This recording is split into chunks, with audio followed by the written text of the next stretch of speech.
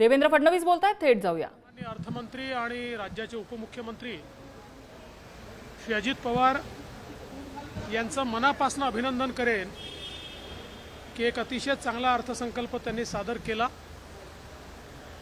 माननीय मुख्यमंत्री एकनाथराव शिंदेजी यांच्या नेतृत्वात आम्ही जो अर्थसंकल्प सादर केलेला आहे हा सर्वजन हिताय सर्वजन सुखाय अशा प्रकारचा अर्थसंकल्प आहे।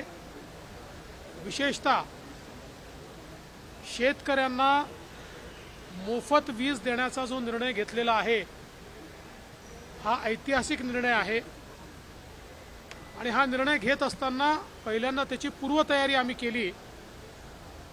गेल्या 1 वर्षामध्ये जवळपास 9000 त्या ठिकाणी मेगावॅटचे फीडर्स हे सोलरवर आणण्याचे वर्क ऑर्डर आम्ही दिले आणि त्याचं काम सुरू केलं। 18 महिन्यात ते काम पूर्ण होणार आहे आणि उरलेले जे 6000 मेगावॅटचे फीडर्स आहेत तेही पुढच्या 3 महिन्यामध्ये त्याचे वर्क ऑर्डर आम्ही देऊ।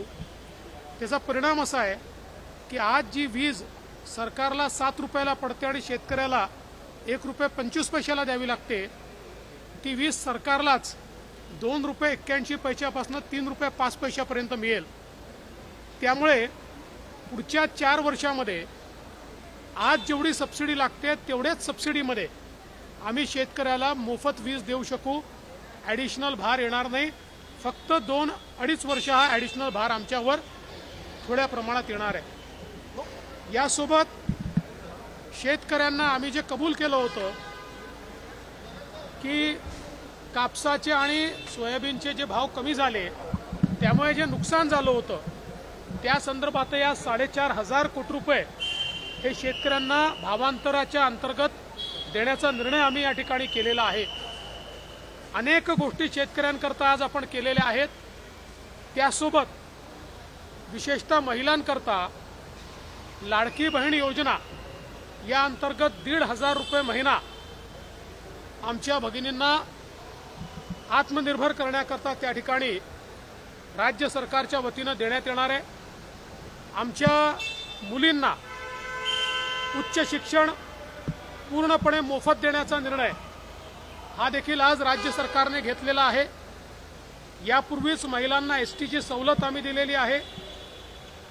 घरी मुलगी जन्माला आली तर 18व्या वर्षी तिला 1 लाख रुपये मिळतील अशी व्यवस्था आपण केलेली आहे। बचत गटाचा जो काही फंड आहे रिव्हॉल्विंग फंड तो वाढवण्याचा निर्णय आपण त्या ठिकाणी घेतलेला आहे। वेगवेगळ्या निर्णयांच्या माध्यमातून महिलांना आपण मदत करतो आणि त्यासोबत 3 सिलेंडर वर्षाला हे मोफत देण्याचा निर्णय देखील आपण घेतलेला आहे, ज्याचं स्वागत महिलांनी मोठ्या प्रमाणात केलं आहे। आमची जी युवा शक्ती आहे या युवा शक्तीला त्यांनी शिक्षण घेतल्यानंतर त्यांना एक्सपिरियन्स नाही म्हणून नोकरी नाही अशी अवस्था येते आणि म्हणून त्यांना जे लोक अप्रेंटिस ठेवतील त्यांच्या पगाराला 10,000 रुपये महिन्याला राज्य सरकार देणार आहे। त्यामुळे त्या अप्रेंटिसमध्ये त्यांना पगार राज्य सरकार देईल, ते त्या ठिकाणी ट्रेनिंग घेतील, एकतर तिथेच नोकरी करतील किंवा त्या एक्सपिरियन्सच्या भरोशावर दुसरीकडे नोकरी किंवा स्वतःचा व्यवसाय करू शकतील।